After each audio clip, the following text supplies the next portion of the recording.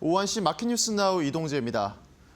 오늘 국제에너지기구의 대규모 비축유 방출 소식에도 오늘 국제 중동 정세가 여전히 불안한 모습을 보이면서 국제 유가가 급등하는 모습을 보였습니다.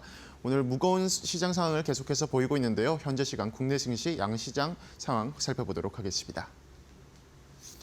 현재 시간에도 국내 증시 양시장 모두 약한 흐름을 이어가고 있습니다. 글로벌 정세가 불안정한 모습을 보이면서 반도체 투톱을 비롯해 시가총액 상위 종목들이 약한 모습을 보이고 있는데요.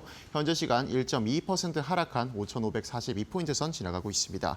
코스닥도 시총 상위 종목들의 하락폭이 커지면서 현재 시간 0.31% 내린 1,133포인트 선 지나가고 있습니다. 국내 증시 일중 흐름 자세히 짚어보도록 하겠습니다. 국제 유가 영향으로 개장부터 무거운 모습을 보였던 코스피입니다. 다만 오전 중에 상승 전환하며 5,600선을 탈환하기도 했는데요. 이후에는 다시금 낙폭이 확대되면서 현재 시간에도 5,545포인트 선 지나가고 있습니다.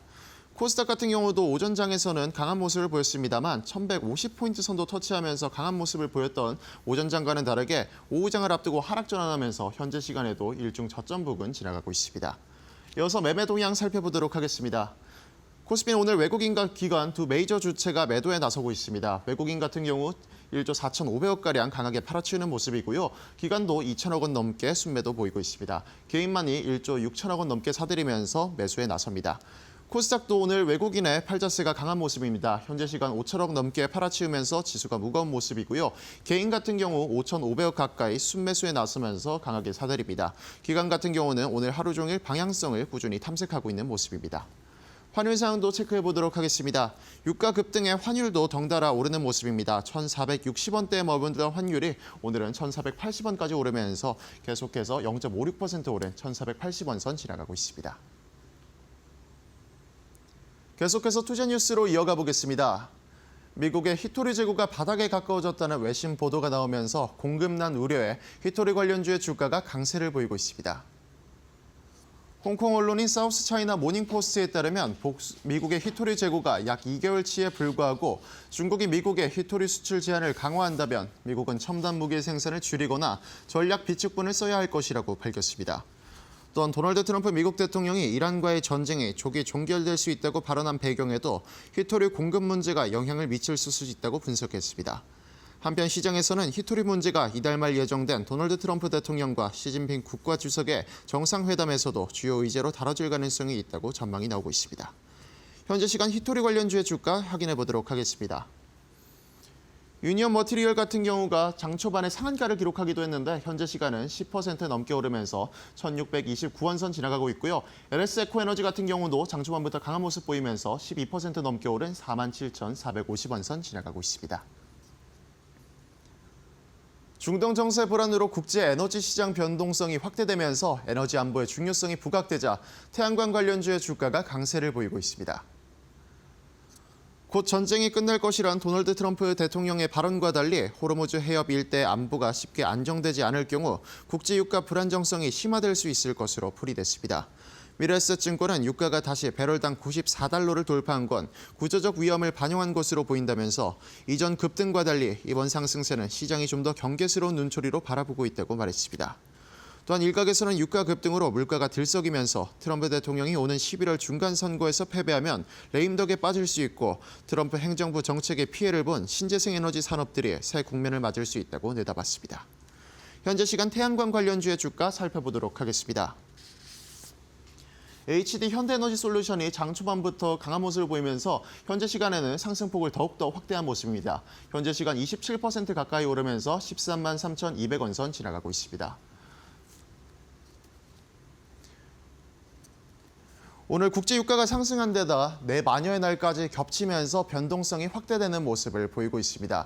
최근 국제 정세에 따라 증시가 높은 변동성을 보이는데 수급 환경까지 크게 출렁일 수 있어서 투자에 유의하셔야겠는데요. 최근 현기증 장세가 이어지는 상황 속에서 이에 맞는 대처 방안과 맞춤 전략까지 저희와 이어서 알아보시죠.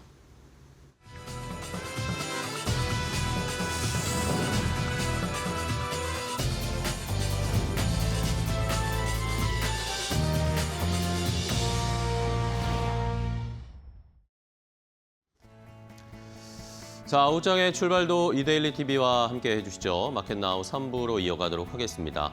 오늘은 선물 옵션 동시 만기일 내마녀의 날입니다. 아마 장중에 오늘도 지금 오전부터 계속 시장이 상승했다가 하락으로 전환했다가 변동성이 굉장히 심한 상황이 펼쳐지고 있거든요. 아마 오늘 장 마칠 때까지 이런 수급 포지션을 계속 잘 살펴봐야 할 것 같습니다. 사실 지난달에 선물 포지션, 외국인들이 잡은 포지션을 보면 오늘 아마 5,600포인트 선에서 시장이 마치는 게 아마 외국인들이 선물 포지션에서 수익을 가장 많이 보는 그런 지수가 형성이 되어 있거든요. 그렇기 때문에 오늘 마지막까지 지금은 또 하락을 하고 있지만 다시 또 지수가 치고 올릴 수 있는 여지도 있으니까 마지막까지 시장을 긴장하시면서 지켜보셔야 되겠습니다. 자, 우리 시장만 빠지는 건 아니고요. 일본 니케이도 거의 2% 넘게 오히려 우리보다 더 많이 하락세를 나타내고 있습니다. 트럼프 대통령은 어제 오늘 간밤에 새벽에도 여전히 내가 마음만 먹으면 전쟁 끝낼 수 있다라고 이야기를 하고 있고 이란 쪽에서는 뭐 그런 게 말도 안 된다라고 어제까지는 이야기하다가 오늘은 또 이란 쪽에서 만약에 전쟁을 멈춘다면 이러이러한 조건들이 필요하다라는 식으로 한 발 물러서는 듯한 얘기를 하고 있거든요. 그러다 보니까 시장에서 오늘 이게 전쟁이 끝날 수 있는 건가? 어제까지는 끝난 것 같은 느낌이 들었다가 어떤 경우의 수가 생길까? 약간 고민하고 방향성을 탐색하는 것 같습니다. 그러면서 오늘의 시장은 내마녀의 날과 이란 쪽의 전쟁 리스크가 함께 작용을 하면서 계속 좀 출렁거리는 상황이니까 이런 걸 좀 아시면서 대응을 하시면 마음이 조금은 편하실 것 같습니다. 자, 그렇다면은 어쨌든 트럼프 대통령이 전쟁 언제든 끝낼 수 있다라는 이야기를 하고 있는 상황이니까 그러면 거기에 대비해서 좋은 종목을 또 저희가 업종을 잘 골라놨다가 전쟁이 끝나서 상승을 할 때 수익을 볼 수 있는 전략을 세워야 되겠죠. 오늘은 삼성전자 다시 한번 좀 체크를 해봐야 합니다. 다음 주에 주주총회도 있고 지금 삼성전자 주변으로 이란 전쟁 빼고는 좋은 얘기들이 굉장히 많습니다.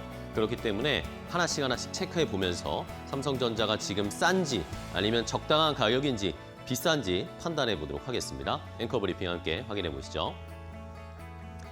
자, 일단은 많이 방송이나 언론이나 아니면 투자 전문가들에게 이야기를 많이 들으셨을 것 같은데 삼성전자 지금 지난주에 미국이 이란을 공습하면서 공격을 시작한 이후로 주가가 그 당시에 굉장히 많이 떨어졌잖아요. 물론 지금 회복을 해서 19만 원대까지 어제 갔다가 오늘 다시 또 18만 원대로 내려오고 이런 움직임을 계속 나타내고 있지만 지금 전반적인 시장의 전문가와 그리고 해외 기관들도 삼성전자가 오히려 이 이란 공습 때문에 싸졌다, 할인이 됐다라는 그런 의견들이 지배적입니다. 어제는 조선주가 할인됐다라고 말씀드렸는데 여전히 삼성전자가 주가가 어느 정도 회복이 됐지만 그럼에도 불구하고 삼성전자는 지금 할인, 세일 중이다라는 의견들이 많습니다. 자, 미래에셋증권이 발간한 리포트에 이렇게 평가를 한 PER, PBR을 한번 좀 체크를 해볼게요. 자, 지금 삼성전자가 PER이 한 5.4배, 5.5배 정도까지 내려왔습니다. 자, 한참 좋다가 지금 PER이 내려오면서 평균 에버리지 수준보다도 낮게 여전히 형성되어 있습니다. 그 전에도 PER이 평균 PER보다 낮았고 그런데 이번에 이란 공습 때문에 한 번 더 조정을 받았으니까 이익 전망치는 여전히 좋잖아요. 요 회색 박스로 표시된 게 이제 영업이익의 수치를 나타낸 것인데 갑자기 이제 26년부터 기하급수적으로 늘어날 것으로 지금 예상이 되고 있잖아요. 그런 거에 비해서 지금 주가 지수는 현재 주가는 너무나 낮다라는 거죠. 여전히 낮은 수준이지만 이번 공습으로 인해서 한 번 더 낮아졌다. 또 추가적인 세일이 들어갔다라고 평가를 하고 있었습니다. 자, 그 다음은 PBR로 볼까요? PBR로 봤을 때 삼성전자의 이 자산 대비해서 주가가 어느 정도 형성되어 있는지도 살펴봐야 되는데 최근에 어쨌든 주가가 치고 올라오다 보니까 한참 많이 올라왔었긴 했었습니다. 2배 정도, 2배 정도까지로 이제 거의 근접하는 수준이었는데 역시 이란 공습에 시작이 되면서 주가가 내려가면서 1.8배까지 또 내려왔습니다. 약간 또 할인이 된 것이죠. 하지만 여기 보시는 이 회색 박스는 ROE를 나타내는 겁니다. ROE는 또 역시 기하급수적으로 늘어날 수밖에 없는 상황. 이런 걸 생각해 봤을 때 역시 이번에 세일이 들어갔구나. 삼성전자에 대한 그런 평가는 일반적으로 이렇게 지금 형성이 되어 있습니다. PER로 보나 PBR로 보나 뭐 ROE나 영업이익 예상치로 보나 지금 주가는 어쨌든 또 할인이 됐다라는 그런 의견들이 지배적이고요. 자, 이런 상황에서 삼성전자가 또 가만히 있지가 않습니다.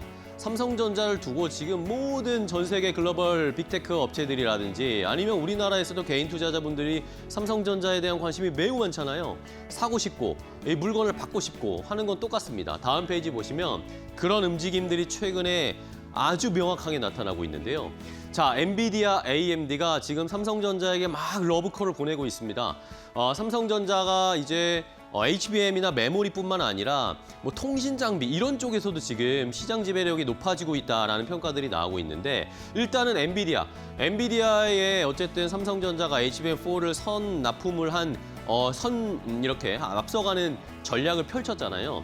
그런데 엔비디아가 이것뿐만 아니라 삼성전자와 하고 싶은 일들이 굉장히 많은 것 같습니다. 엔비디아랑 삼성전자가 이 AI 랜 MOU를 체결했다는 소식 얼마 전에 전해졌죠. 공동으로 R&D를 하고 수천억 원 정도의 규모의 투자도 할 것이다라고 이야기가 나오고 있는데 이 AI 랜은 저희 방송에서도 한번 소개해드린 적은 있었지만 이 통신 쪽에서 이 통신 기지국에서 무선 접속망 처리나 AI 연산을 수행을 하는데 이것이 그 AI 기지국이 작은 AI 데이터 센터 같은 역할을 하는 게 AI 랜입니다. 여기에 들어가는 통신 장비도 삼성전자가 엔비디아가 삼성전자와 함께하고 싶다라고 먼저 손을 내밀고 있는 상황이고요. 이러면 뭐 자연스럽게 이것도 실적에 뭐 큰 규모, 뭐 메모리처럼 큰 규모는 아니겠지만 분명히 하나의 또 좋은 마중물이 될 겁니다. 자, 그리고 AMD도 지금 발등에 불이 떨어졌습니다. AMD도 지금 HBM을 많이 확보해야 되잖아요. 그런데 엔비디아가 지금 뭐 다 쓸어가고 있으니까 AMD도 지금 발등에 불이 떨어진 상황입니다. 그러니까 다음 주에 AMD의 리사수 CEO가 우리나라에 옵니다. 우리나라에 와서 이재용 회장을 만날 것이다. 뭐 거의 기정사실 아니겠습니까? 만난다라는 이야기들이 나오고 있죠. 뭐 네이버 최소연 대표도 같이 만난다는데 일단은 반도체만 보면요. 이재용 삼성전자 회장과 만나서 무슨 얘기 할까요? 당연히 HBM4 우리도 더 달라. 우리도 선주문 더 할 테니 더 추가적으로 달라라는 얘기를 하게 될 겁니다. 그러면 시장 지배력이 삼성전자가 더 강해지는 모습이 나타나겠고요. 자, 이게 재밌는 것이 리사수 CEO가 다음 주에 18일에 오는 것이 18일이 또 삼성전자 주주총회 날이기도 하고 그리고 3월 18일이 GTC, 엔비디아의 GTC가 열리는 딱 그 시기입니다. 그때 뭐 어떻게 보면 허를 찌르는 걸까요? 우리나라에 와서 전격적으로 이재용 회장을 만난다라는 이야기가 나오고 있습니다. 엔비디아의 독주를 어쨌든 AMD로 견제해야 되는데 그 견제하기 위해서는 삼성전자 뭐 혹은 SK 하이닉스도 필요한 상황이기 때문에 AMD는 리사수 CEO가 다음 주에 와서 어떤 이야기를 할지도 시장에서는 많은 관심을 가질 수 있는 상황입니다. 자, 다음 페이지 보시면 자, 이제는 삼성전자의 내부적인 이야기도 좀 살펴봐야 되겠습니다. 얼마 전에 삼성전자가 또 자사주 소각 이야기를 했죠. 무려 16조 원 규모의 자사주 소각을 하겠다라고 이야기를 했습니다. 주당 19만 원으로 계산을 하면 8,700만 주 정도 요 자사주 관련해서 소각을 하겠다라고 했는데 뭐 규모만 해도 지금 16조 원 규모입니다. 2024년부터 자사주 소각한다는 그런 플랜을 계속 가동하고 있는데 거기에 이제 플러스 알파로 더 자사주 소각을 진행하는 프로그램을 진행을 하는 거고요. 올해 상반기 안에 이 16조 원 규모의 자사주를 다 소각하겠다라고 얘기를 했습니다. 그러면 자연스럽게 삼성전자 주주분들의 주식 가치는 올라가겠죠. 자, 여기에다가 말씀드린 것처럼 다음 주 18일에 삼성전자 주주총회가 있습니다.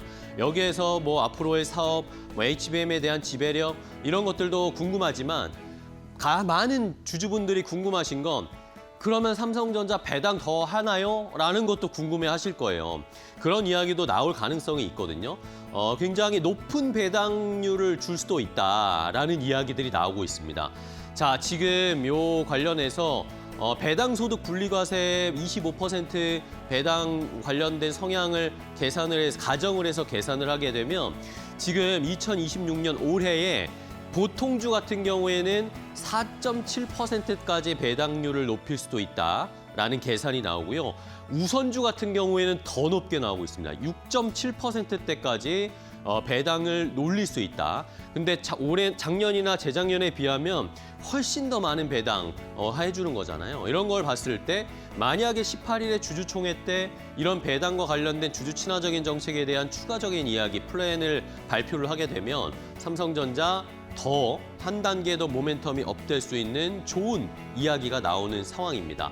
그러니까 다음 주에 저도 한번 체크를 해드리겠지만 다음 주에 삼성전자 주주총회도 잘 봐야 되겠죠. 자, 이런 상황에서 그러면 이제 2022번 올해 이 1분기에 이제 실적이 나올 시기가 다가오고 있습니다. 4월 초에 또 실적 발표가 있는데 다음 페이지 보시면 KB증권에서 자, 이번 1분기에 삼성전자 영업이익이 40조가 나올 거다라고 예상을 했습니다. 40조가 나올 거고 그 다음 분기 2분기에는 51조가 나올 거고 이런 식으로 40조, 50조, 60조, 70 이런 식으로 계단식으로 계속 올라갈 실적에 대한 예상치들을 뽑고 있습니다. 이러면서 2027년 내년까지 메모리 반도체 아마 삼성전자 완판된 것 같다. 이미 완판된 상황이고 그리고 글로벌 빅테크 업체들이 리사수 CEO가 이렇게 한국에 오는 것처럼 단기적인 계약도 하겠지만 아예 장기적으로 5년 단위로 이런 식으로 길게 엄청난 물량을 한꺼번에 계약하는 그런 논의도 하고 있다라는 이야기들이 나오고 있으니까 이것도 그러면 자연스럽게 삼성전자의 실적을 레벨업 시켜주는 중요한 요인이 될 것입니다. 자, 그렇다면 KB증권에서는 오늘 리포트를 발행했는데 삼성전자 목표 주가 어떻게 보고 있을까요? 다음 페이지 보시면요. 자, 일단은 기본적인 목표 주가, 베이스 케이스 시나리오 목표 주가로 32만 원을 제시했습니다. 32만 원, 포워드 PER 3.3배를 계산을 한 것이었고요. 여기에서 만약에 불케이스, 모든 좋은 상황들이 펼쳐진다. 이란 전쟁도 빠르게 일단락된다. 이런 것들을 반영하게 되면 불케이스 시나리오로 34만 원까지 목표 주가를 제시했습니다. 자, 시청자 여러분들은 이런 삼성전자 전 세계가 원하고 있고 개인 투자자분들도 많이 원하고 있는 삼성전자 과연 30만 원대 넘어갈 수 있을지 한번 잘 지켜보시면서 투자 아이디어 얻어보시기 바랍니다. 앵커 브리핑이었습니다.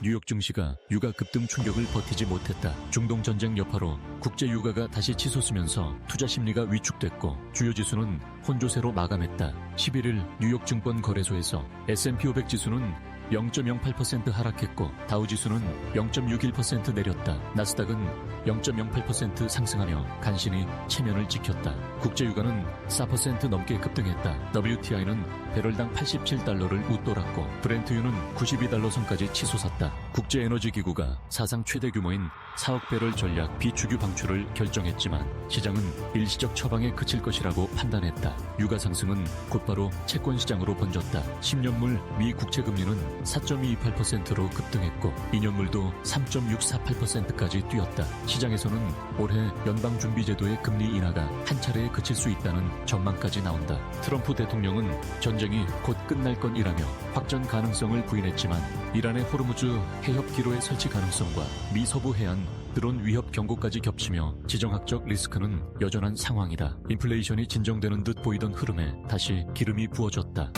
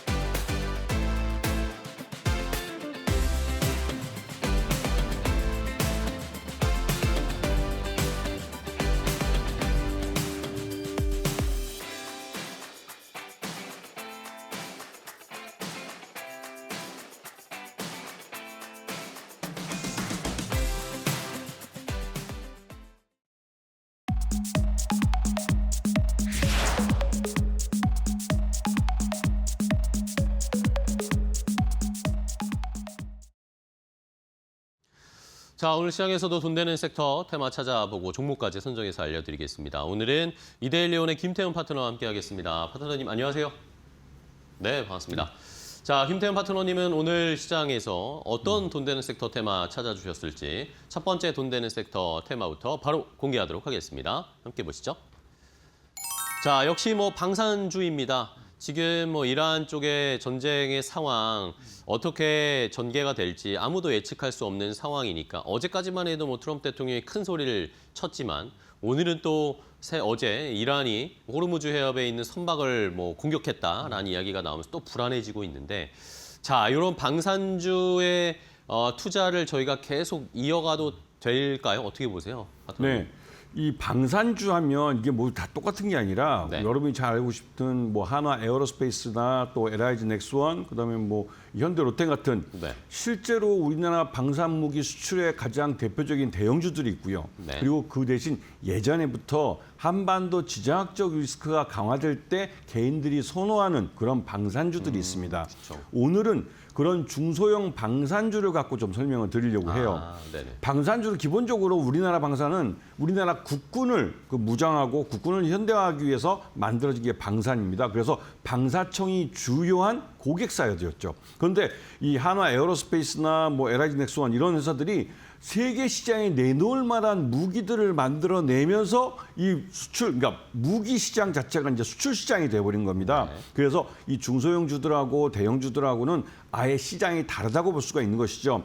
그런 면에서 여러분들이 관심을 갖고 보셔야 될 게 중소형주들인데요. 이미 대형주들은 많이 올랐습니다. 그 실적을 주가에 많이 반영하고 있죠. 하지만 중소형주들은 좀 다릅니다. 우리 국군도 재무장을 하기 위해서 국군의 현대화를 위해서도 대규모 투자를 하겠고 국방비가 늘어나고 있습니다. 그 부분을 고스란히 받아가는 게 이 중소형주들이고 방사청을 고객으로 하는 회사들이죠. 그렇기 때문에 이런 회사들이 파란색을 띌 때는 여러분에게 싸게 살 기회를 준다는 부분을 분명히 기억하시고 자세히 한번 지켜보셔야 될 그런 타이밍입니다. 네, 알겠습니다.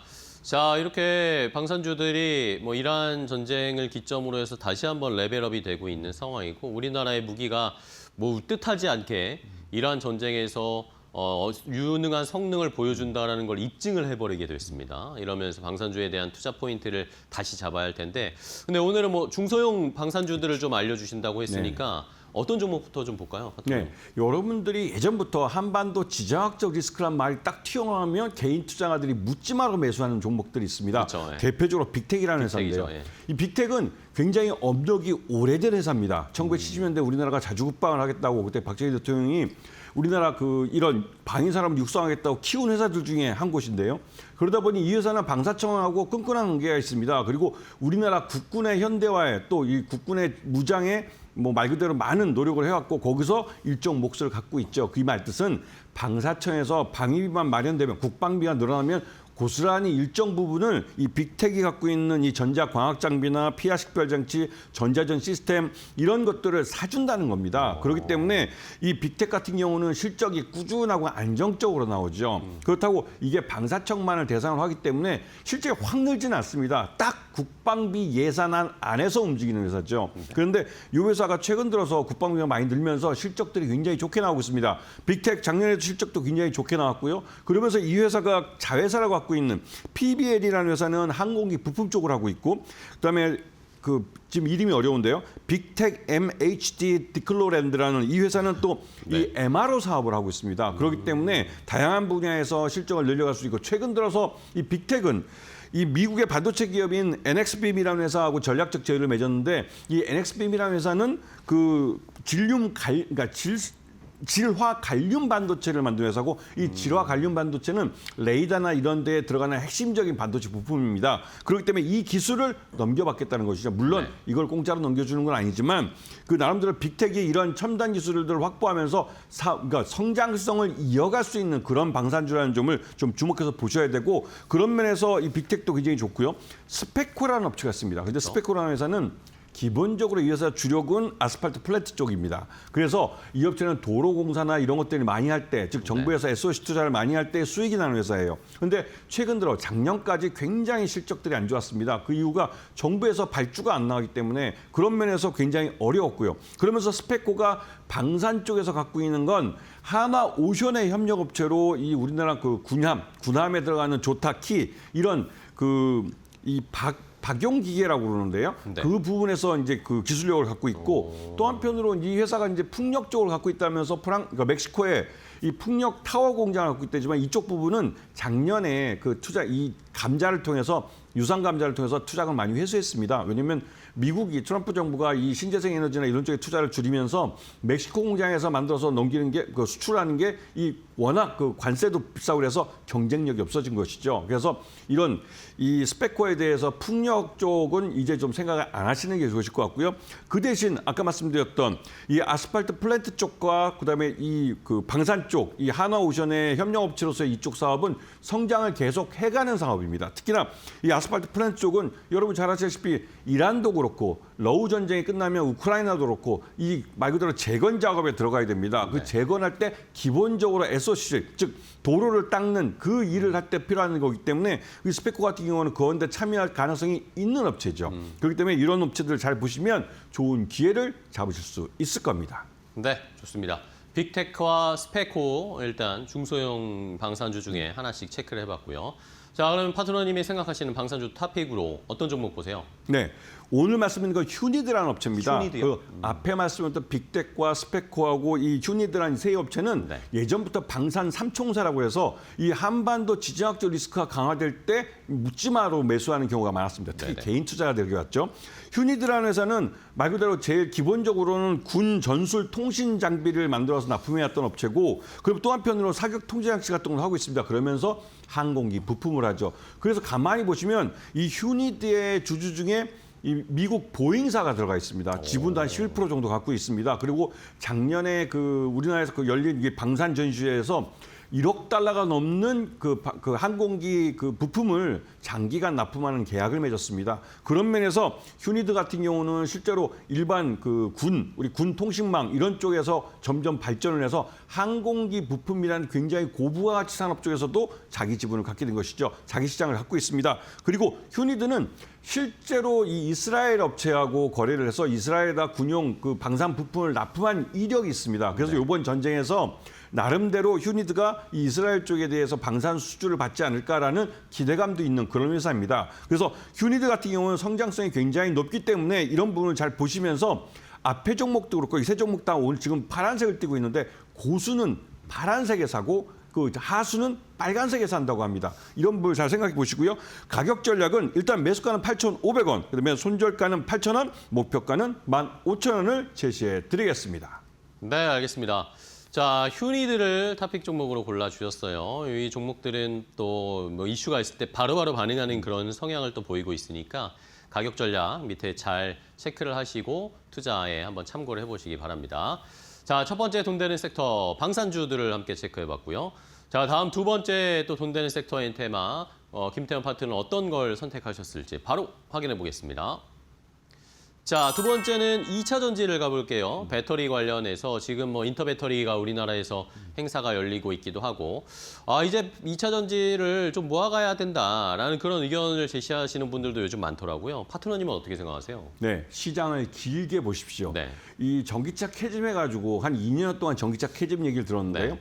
이 전기차 캐즘 기간 동안 우리 한국 기업들은 굉장히 어려웠습니다. 우리 이 전기차 배터리의 고객사들인 그 업체들이 완성차 업체들이 전기차 사업에서 굉장히 힘들었죠. 특히나 테슬라가 가격을 너무 떨어뜨렸습니다. 그러다 보니 그 전기차 가격이 낮아진 데에서 맞춰서 전기차를 개발하지 못하면 시장에서 퇴출되게 버리는 것이죠. 그렇기 때문에 지금 내연기관 쪽에서의 완성차들의 이 순위가 전기차로 넘어가면 완전히 달라질 수 있습니다. 우리 현대차가 하이브리드 차 갖고 전 세계적으로 가장 큰 시장이었던 미국 시장에서 그 말 그대로 실적을 좋게 내오면서 현대차하고 기아를 합친 그 수량이 세계 넘버 3까지 올라갔다고 합니다. 네. 그리고 내연기관은 점점 지는 해이고 그 사이에 이 전기차하고 친환경 자동차, 수소차 이런 쪽이 점점 커지고 있죠.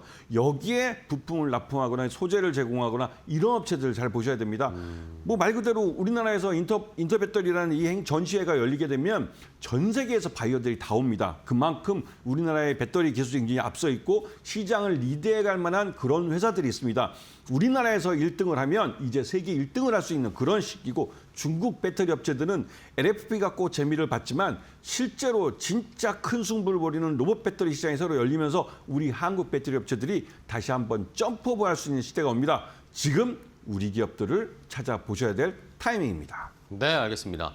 자, 배터리, 전기차 배터리 캐즘 이야기는 이제 주가에 반영될 대로 다 반영이 되어 있고, 그 다음엔 ESS, 로봇 배터리, 이런 전고체 배터리, 앞으로의 기대감들이 이번에 인터배터리 행사에서 하나씩 모습을 좀 드러내고 있습니다. 이런 걸 생각했을 때 중장기적으로 한번 2차 전지를 끌고 가는 전략을 제시해 주셨는데, 자, 그러면 종목을 골라봐야겠죠. 2차 전지 종목 중에 중장기로 가져갈 만한 어떤 종목 볼까요? 네, 대표적으로 삼성 SDI입니다. 네. 어저께 인터배터리에서 삼성 SDI가 전고체 배터리를 내년에 양산을 태우겠다고 발표를 네네. 했습니다. 그리고 각형 배터리에 있어서 이 자신들이 이제 갖고 있는 특허가 12,000여 개나 되고 이 특허를 갖고 내 배터리 기술에 대한 보호를 하겠다라고 해서 이제 특허 소송도 본격적으로 할 겁니다. 그렇게 되면 중국 업체들은 난리가 났죠. 왜냐하면 지금까지 이 시장이 크도록 그냥 놔둔 겁니다. 삼성 SDI가 이 소송을 걸게 되면 중국 배터리 업체들은 실제로 시장에서 퇴출되는 결과를 가져올 수 있죠. 그런 부분을 잘 보셔야 되고 삼성 SDI가 만드는 배터리는 기본적으로 이런 그 3원계 배터리입니다. 그런데 요번에 LF 배터리를 양산을 태우고 또 한편으로 각형 배터리에서 이 파우치형뿐만 아니라 이제는 다른 형태로 이제 여러 가지 형태로 이제 만들어가면서 이 로봇 배터리 시장뿐만 아니라 UAM 시장 또 다양한 이 2차 전지가 사용되는 그 시장을 새로 뚫기로 한 겁니다. 그 네. 부분은 어저께 말을 했고요. 그런 부분에서 삼성 SDI는 굉장히 성장성이 높다는 걸 다시 한번 확인했습니다. 그리고 두 번째는 포스코 퓨처엠이죠. 네. 이 포스코 퓨처엠은 말 그대로 소재 쪽입니다. 소재 쪽인데 이 엔드 유저인 배터리 업체들이나 완성차 전기업체 업체들이 실적이 좋아져야만 수요량이 늘어나고 그에 따라 실적이 좋아지는 업체입니다. 네. 지금 당장은 이 업체가 양극재니 여러 가지 신기술 분야에 대해 투자를 많이 하고 있어서 그것 때문에 실적이 좀 나빠 보이지만 이 업체는 이 엔드 끝에 있는 이 고객사들의 실적이 회복되면서 전기차 캐집에서 벗어나면서 전기차 업체도 좋아지고 또 전기차 배터리 업체도 좋아지고 하면서 당연히 포스코 퓨처엠에게도 순서가 돌아옵니다. 그래서 지금이 제일 싼 때라고 말을 하는 것이죠. 그런 면에서 포스코 퓨처엠 관심을 갖고 지켜봐야 될 그런 타이밍입니다. 알겠습니다. 자, 포스코 퓨처엠 소재 업체 하나와 삼성 SDI 대표적인 셀 업체 하나씩 체크를 해주셨어요. 자, 그렇다면은 파트너님이 보고 계신 2차 전지 배터리 쪽의 탑픽 종목이 궁금한데요.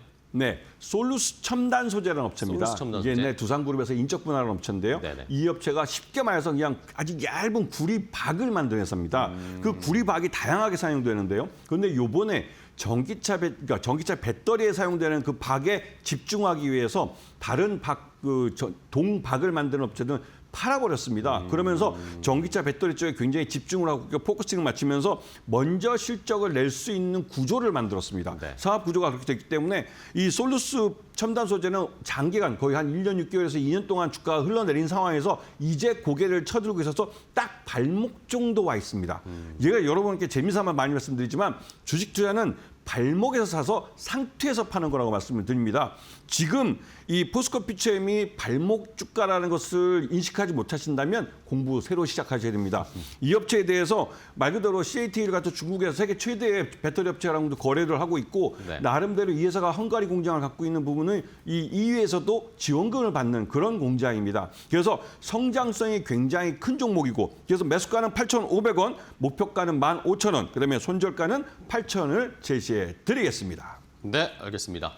자, 전지 구리박을 제조하는 이 솔루스 첨단 소재를 오늘의 2차 전지 배터리 탑픽 종목을 골라주셨습니다. 시청자 여러분들도 2차 전지 투자 중장기적인 관점으로 차근차근 모아가는 전략 잘 참고해 주시기 바랍니다. 자, 오늘 돈 되는 섹터의 테마 김태형 파트너와 함께 했는데요. 파트너님 오늘 또 좋은 종목 알려주셔서 감사하고요. 다음 시간에 또 뵙겠습니다. 오늘 고생하셨어요. 고맙습니다.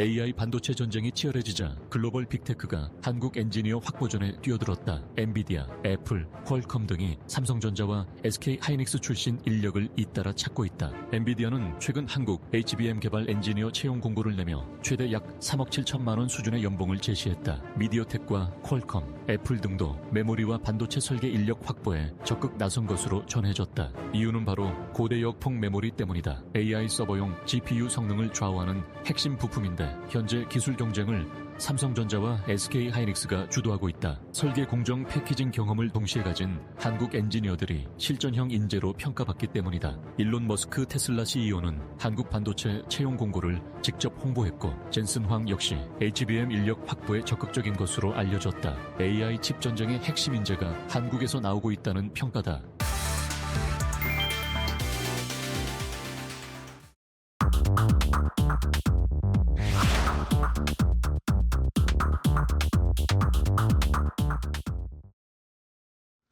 자, 마켓나우 3부 함께하고 계시는데요. 우리 시장은 코스피는 1%대 하락을 기록을 하고 있습니다. 낙폭이 조금 줄어들긴 했는데 뭐 앞서서 말씀드렸지만 오늘 내만여의 날입니다. 선물옵션 동시만기일 마지막까지 수급의 상황이나 지수의 상황은 변동성이 있을 것을 좀 감안하시고 대응을 하셔야 되겠고요. 코스닥은 또 상승으로 전환이 됐네요. 1137포인트 선.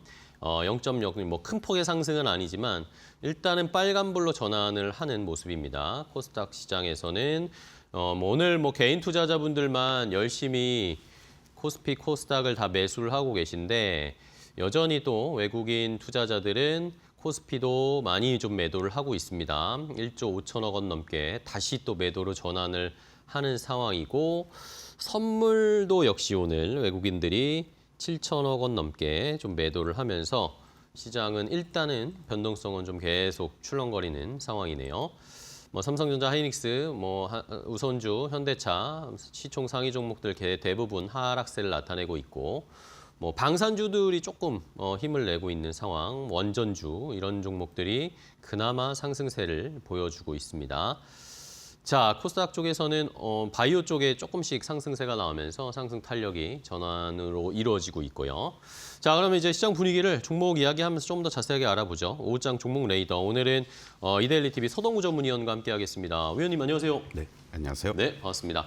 바로 위원님과 종목을 좀 체크를 해볼게요. 첫 번째 어떤 종목을 봐야 할지 골라주신 첫 번째 종목 바로 공개하겠습니다.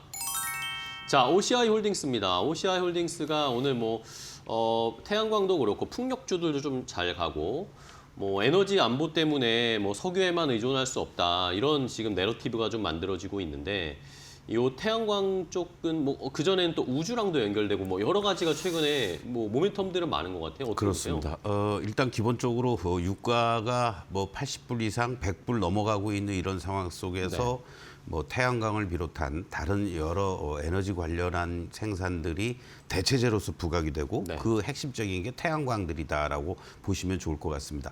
사실 이 OCI 홀딩스 같은 경우도 뭐 기업 분할이 돼 있긴 합니다만은 2011년 중국이 막대한 석유를 블랙홀로 빨아들이면서 유가들이 급등하거나 이런 시점에서 사실은 그때 태동이 되면서 OCI 홀딩스 같은 경우 당시에는 OCI였죠. 그쵸? 동양제철화학이라는 그러한 어떤 그 까마득한 얘기 같지만 50만 원을 넘어갔던 맞아요. 주가였습니다. 뭐 엄청났죠. 7천 원, 8천 원짜리가 바로 핵심적으로 이 폴리실리콘의 맹주다.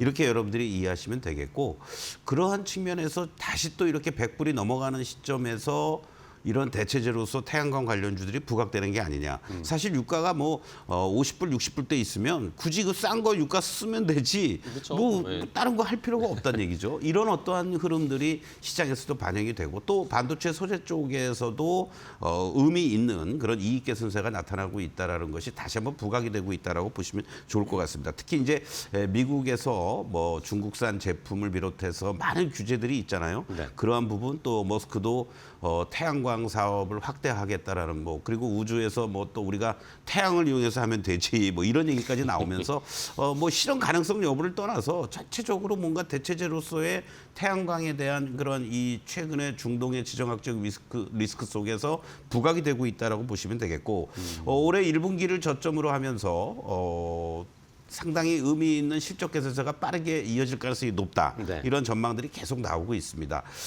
일봉의 모습을 보시면 지금 물론 시장에서는 현대에너지솔루션, HD 현대에너지솔루션이 대장주 역할을 해주면서 급등하는 모습인데요. OCI 홀딩스 월봉의 모습을 한번 좀 보시도록 네. 하겠습니다. 보시기 전에 지난 2011년도에 주가의 어떤 움직임들 52만 원이 고점이었었죠.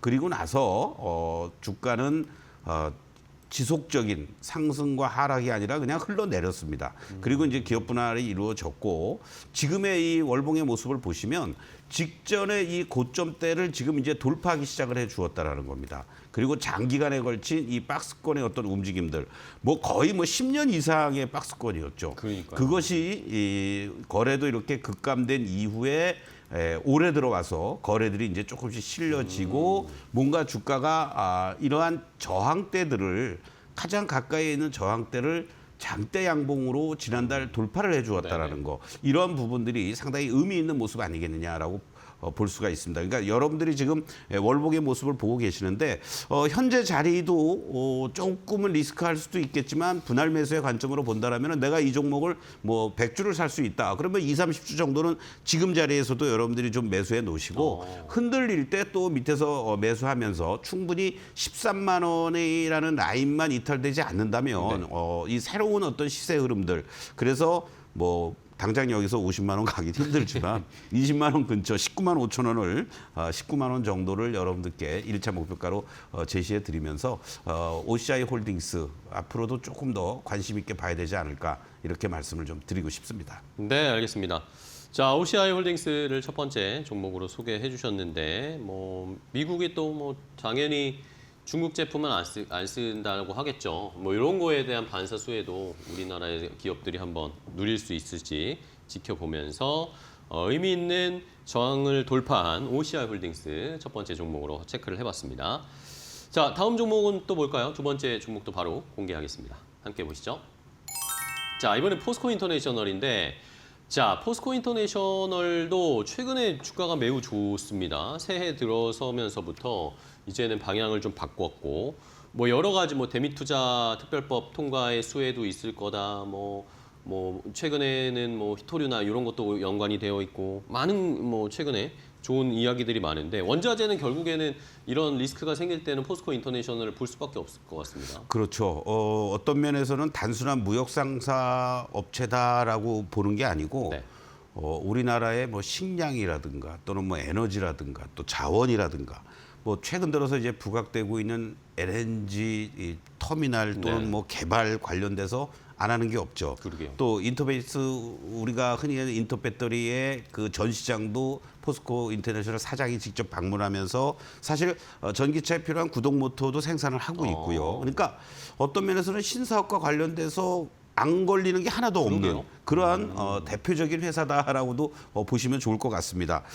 특히 이제 최근 들어서 유가 상승에 따른 원자재 수입이라든가 이러한 부분들에 있어서 인플레이션을 방어하는 그러한 어떠한 기업으로도 다시 한번 부각이 되고 있다라고 보시면 좋을 것 같고, 어제는 이제 삼성중공업을 제가 점검을 해드렸죠. 네. 지난 4일 날 말씀을 드리면서 조선업종 내에서도 LNG 쪽에서 뭔가 특화가 돼 있는 쪽들이 움직여주고 있다. 이러한 측면을 본다면은 대미투자 특별법 12일 날 통과가 되는 이러한 모습 속에서 1호가 루이지애나주에 있는 LNG 터미널 개발과 관련된, 그렇다면은 만약에 삼성중공업과 포스코 인터내셔널이 같이 손잡고 수주를 할 수도 있는 그런 어떠한 것도 우리가 한번 예상을 해볼 수가 있겠고, 뭐 이미 뭐 미얀마를 비롯해서 호주라든가 이런 곳에서 LNG 터미널과 관련된 운영, 뭐 자원 개발 지속적으로 하고 있다라는 것이 상당히 부각이 되고 있다라고 볼 수 있습니다. 거기에다가 이제 미국의 또 미중 간의 히토류 전쟁 속에서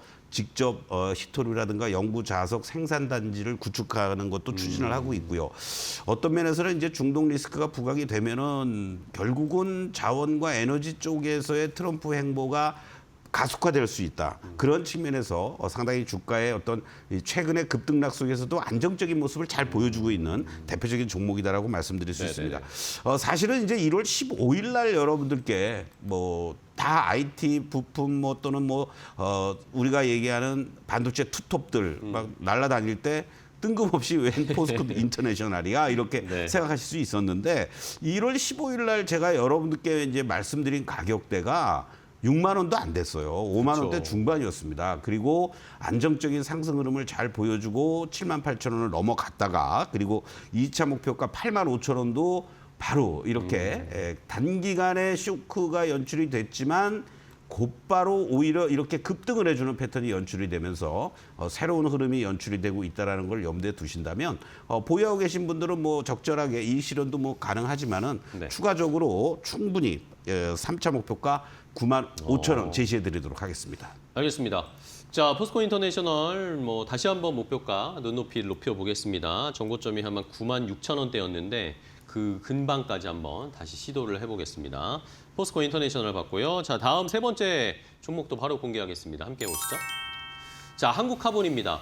조선주들도 뭐 이번 주 들어서 반등이 나오고 있는 상황이고 조선주가 결국에는 또 턴이 돌아왔어요. 그래서 그 안에서도 한국카본 뭐 대형주들도 잘 가지만 그 밑단에 조선 기자재 쪽의 이 소재 쪽도 되게 잘 가더라고요. 한국카본이 특히 잘 가더라고요. 카본 같은 경우 이제 어떤 면에서는 바로 LNG선 필수적인 본행제 본행제. 이쪽에 특화가 돼 있다. 이렇게 이제 뭔가 선별화되고 있다라는 거를 여러분들이 이해하시면 좋을 것 같고요. 올해 LNG선 조선 시장이 앞으로 3, 4년 동안 호황기에 진입을 하고 있다라는 거. 뭐 계속해서 또 우리 LNG선 수주와 관련된 얘기들도 나오고 네. 있고요. 4분기에 이제 어닝 서프라이즈를 보여주면서 올해부터 본격적으로 실적 성장세가 지속이 될 것으로 이렇게 예상이 되고 있다는 것도 긍정적이고 이게 무슨 소위 마스카 프로젝트의 또 수혜도 보지 않을까라는 얘기들이 나오고 있는 게 미국에서 조선업 긴급조치 맵을 발표를 했잖아요. 네네. 거기에 따라서